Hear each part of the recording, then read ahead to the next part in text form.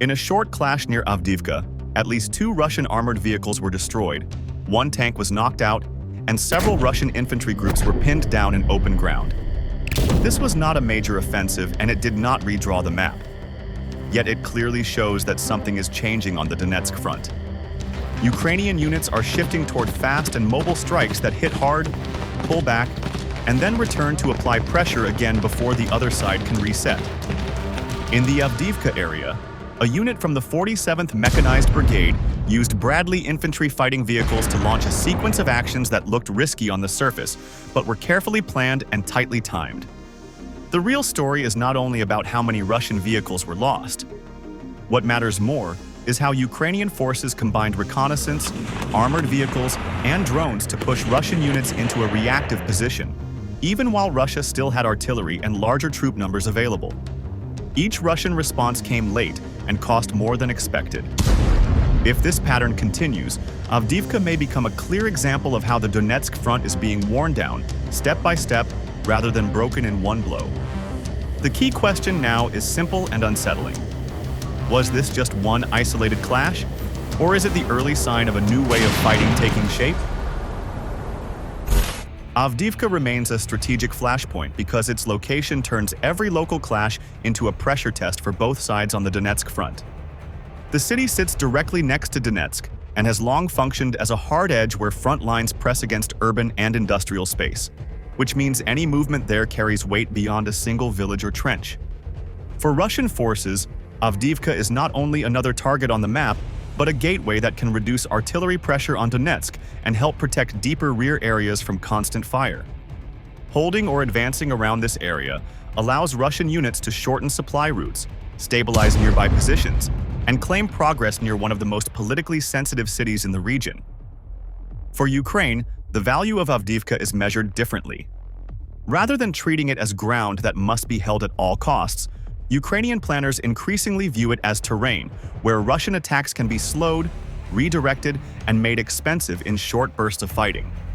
This shift explains why the area continues to see intense action even when neither side launches a large-scale offensive.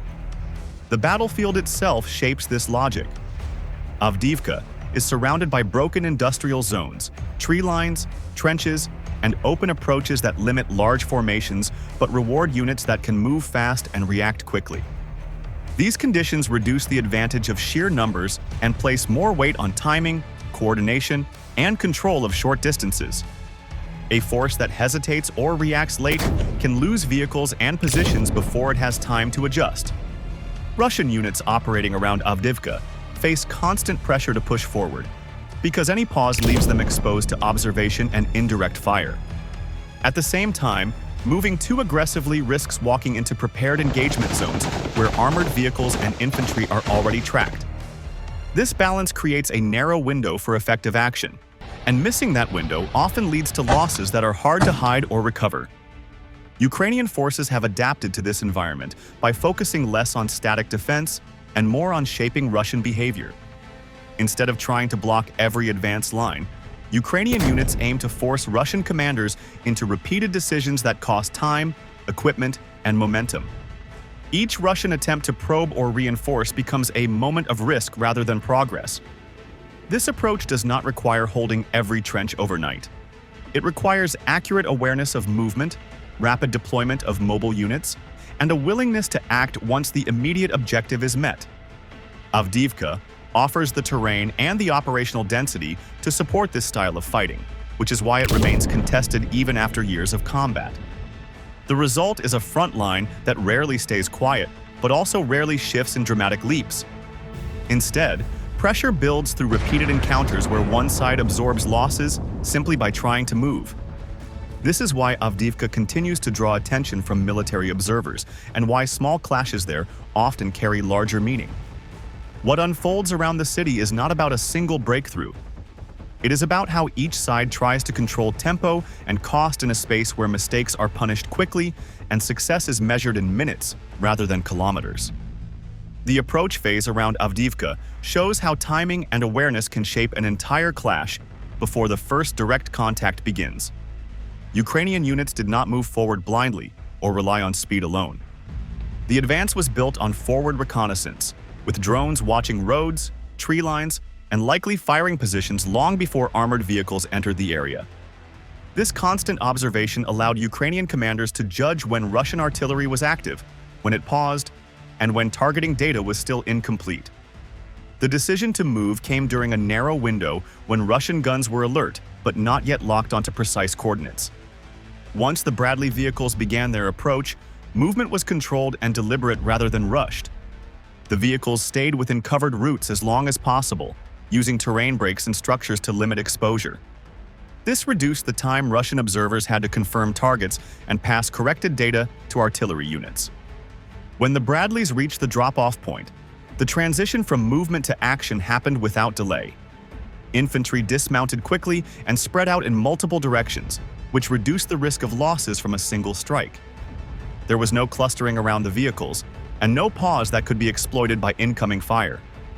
Each team moved with a clear task and a short distance to cover, which kept momentum on their side. Russian artillery reacted almost immediately once the dismount was detected. Rounds began landing across the area, but the fire pattern was wide and uneven. Explosions hit open ground and empty sections rather than the exact dismount points. This suggests that Russian gunners were firing based on general movement cues instead of confirmed coordinates from real-time spotting. The effect was loud and threatening, yet tactically limited in its impact. For the Ukrainian infantry, those first seconds mattered more than raw firepower. As shells landed wide, teams continued moving instead of freezing or pulling back. They used the noise and smoke from the impacts as temporary cover, closing distance toward trenches and firing positions. Every step taken during that brief moment reduced the value of delayed artillery corrections. From the Russian side, the situation became harder by the second. Once infantry teams were no longer in open ground, adjusting fire risked hitting friendly positions or wasting ammunition. The opportunity to stop the assault cleanly had already passed. This phase highlights how modern battles are often decided before the main exchange of fire begins.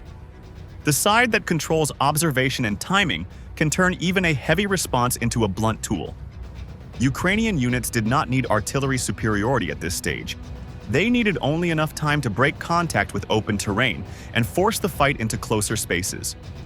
By the time Russian gunners could refine their aim, the situation on the ground had changed. Infantry was already spread out, moving through cover and preparing for the next phase. The approach phase ended with Ukrainian forces in positions that were far harder to dislodge quickly. What looked like a brief dash forward was in fact a carefully measured move shaped by information rather than speed. This is why the opening moments near Avdiivka proved decisive. They did not guarantee success on their own, but they removed Russia's best chance to stop the action early. Once that window closed, the fight shifted on Ukrainian terms, setting the conditions for everything that followed. The direct clash phase exposed serious problems for Russian armored units once the fight moved into close range. As Ukrainian infantry settled into forward positions, Russian commanders pushed reinforcements toward the contact zone in an urgent attempt to regain control. 2 BTR-82 A armored personnel carriers advanced along a direct route, moving fast and in a straight line, which suggested a priority on speed rather than protection. This choice reduced reaction time but also removed flexibility because the vehicles had little room to change direction once they were committed to the approach. Ukrainian Bradley crews detected the movement early and adjusted their focus toward the advancing armor. At close distance, the Bradley did not need to maneuver aggressively because the targets were already exposed. Direct fire was applied with precision, and the first BTR was hit and stopped almost immediately. Flames and smoke marked the point of impact, and momentum disappeared in seconds. The second BTR followed the same path and faced the same outcome. Before its crew could react or deploy infantry under cover, it was struck and disabled as well. What was meant to be a reinforcement surge collapsed into a loss of vehicles within moments. The engagement showed how linear movement under observation can turn speed into vulnerability rather than advantage. With both armored carriers neutralized, Russian infantry inside and around the vehicles were forced into the open. Without mobile cover, soldiers scattered across exposed ground, trying to reach whatever terrain features were available. This moment was critical because infantry outside their vehicles lost protection from both fire and fragmentation. The battlefield shifted from organized movement to survival, which sharply reduced Russian ability to coordinate any follow-on action. At the same time, another contact developed along a nearby axis. A Bradley operating in a supporting role identified an armored target at close range. Once the position was confirmed, an anti-tank missile was launched, striking the vehicle before it could reposition or bring its weapon to bear. The hit removed another armored threat from the area and narrowed Russian options even further. Additional Russian infantry fighting vehicles were detected in static or semi-static positions. Direct fire from the Bradley was used to engage these targets, and at least one BMP was destroyed during the exchange. Each loss reduced pressure on Ukrainian infantry and increased the difficulty for Russian units attempting to stabilize the line.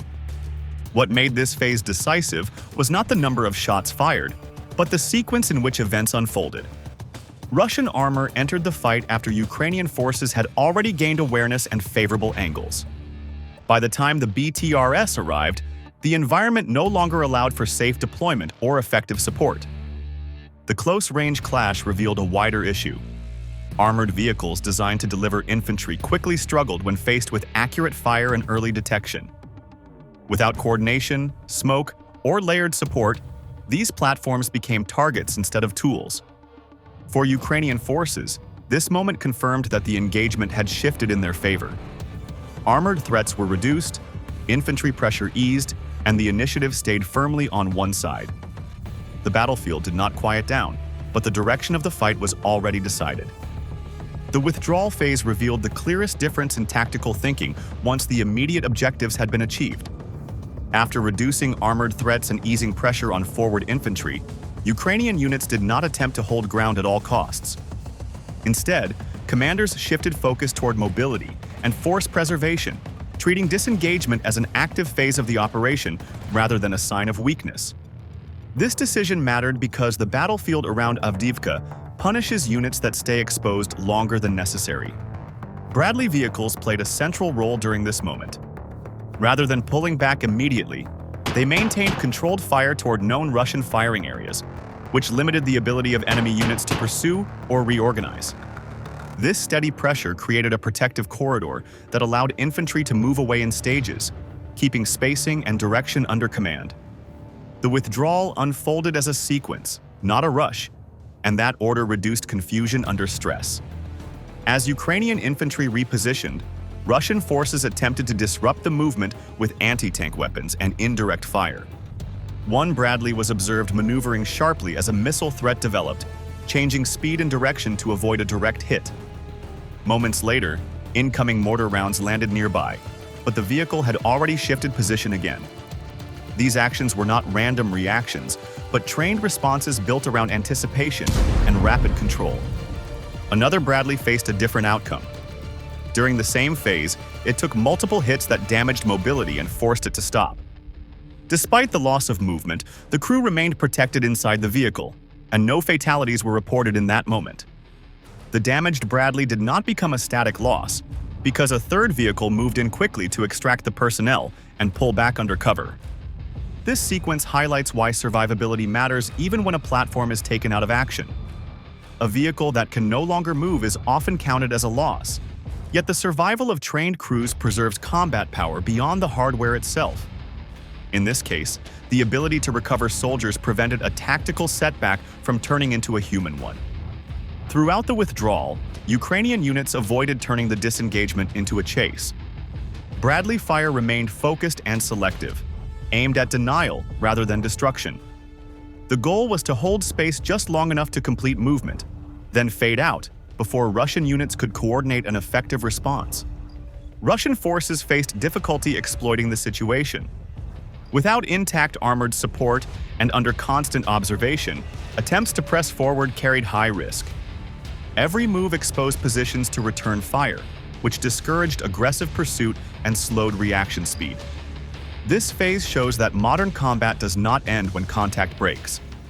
Leaving the field is as complex as entering it, and mistakes during withdrawal often cause more losses than the initial clash. Ukrainian forces treated this reality seriously, using equipment and training to manage risk rather than chase symbolic ground. The result was a clean disengagement that preserved personnel and equipment while maintaining pressure on the opponent. Instead of a collapse or retreat under fire, the withdrawal reinforced control over tempo. In a fight measured by minutes and meters, that control can matter more than holding a single position. The next phase showed that pressure did not end with withdrawal, because Ukrainian forces treated this as a reset rather than a pause. After infantry and vehicles pulled back from immediate contact, Ukrainian commanders began shaping the area again, using a mix of armor, drones, and observation. Bradley vehicles returned to supporting roles alongside Abrams tanks, creating a combination where speed, protection, and heavy firepower worked together within a limited space. This pairing mattered because it allowed Ukrainian units to threaten multiple directions at once while staying mobile and hard to fix in place. As these formations moved, FPV drones appeared overhead and along likely approach routes. Their role went beyond striking targets because they also watched roads, open fields, and damaged tracks where reinforcements might attempt to move. When Russian vehicles tried to advance, drones either guided fire or attacked directly, which forced drivers to slow down, stop, or turn away. Each hesitation reduced the chance of a coordinated response and increased exposure to follow-on action. This constant presence changed how Russian units behaved after the initial clash. Instead of regrouping quickly, commanders had to divide attention between defending positions and watching the sky. Any movement risked drawing drone attention, while staying still risked being mapped and targeted later. The tension made even small decisions costly and delayed efforts to rebuild momentum. Bradley and Abrams crews used this situation to control space without committing to a full assault. They advanced just far enough to threaten key lines, then shifted position before becoming predictable. Fire was applied selectively, not to seize ground, but to deny safe corridors and disrupt timing. The effect was cumulative because each short engagement forced Russian forces to burn time and resources for limited gain. FPV drones played a central role in keeping this pressure alive. By operating ahead of armor, they reduced uncertainty and allowed vehicles to move with greater confidence. When drones detected fresh movement, armored units adjusted posture or direction, which prevented surprises and reduced risk.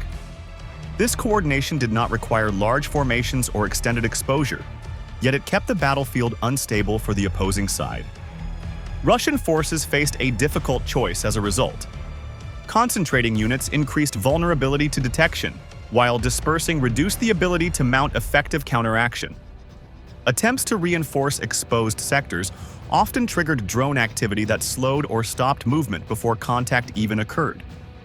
Over time, this dynamic made it harder to regain initiative without accepting higher losses. What stands out in this phase is restraint. Ukraine did not push for a dramatic breakthrough or hold forward ground overnight. Instead, it focused on maintaining local advantage through repeated pressure that stayed below the threshold of a large offensive. This approach preserved forces while keeping Russian units under constant strain. The battlefield around Avdiivka became less about lines on a map and more about control of options. Every Russian move carried risk, while Ukrainian forces retained the freedom to choose when and where to apply force. That balance allowed Ukraine to remain active without escalating into a costly operation. In the end, pressure became a tool rather than an event. By combining armor and drones after withdrawal, Ukrainian units ensured that the fight did not truly pause. It shifted shape, slowed tempo, and stayed unpredictable, which kept control firmly in local hands without demanding large-scale commitment. The fighting near Avdiivka was not a dramatic turning point on the battlefield map, and no front line shifted in a single night. It showed how Ukraine is changing the rhythm of combat on the Donetsk front, and how pressure can be applied without paying the price of holding every position with heavy losses. Instead of digging in and waiting, Ukrainian units are striking fast, pulling back with control, and returning before Russian forces can fully recover. That approach turns time into a weapon, because every Russian response now arrives later, costs more, and solves fewer problems. For Russia, the challenge is no longer just about replacing damaged vehicles or sending fresh troops forward. It is about facing a style of fighting where reaction speed matters as much as firepower, and where every delay increases exposure to drones, armor, and follow-on strikes. Artillery and manpower still play a role, but they cannot fully compensate for slow coordination and predictable movement. If this pattern continues, battles around Donetsk may be decided less by large offensives and more by repeated moments where one side controls tempo and choice. That uncertainty is what makes Avdiivka worth watching. Is this just another isolated clash, or the signal of a new phase taking shape on the Donetsk front? Share thoughts in the comments, and for more clear reporting on real battles, modern weapons, and the strategy behind them, like the video, share it, and subscribe to Military Force.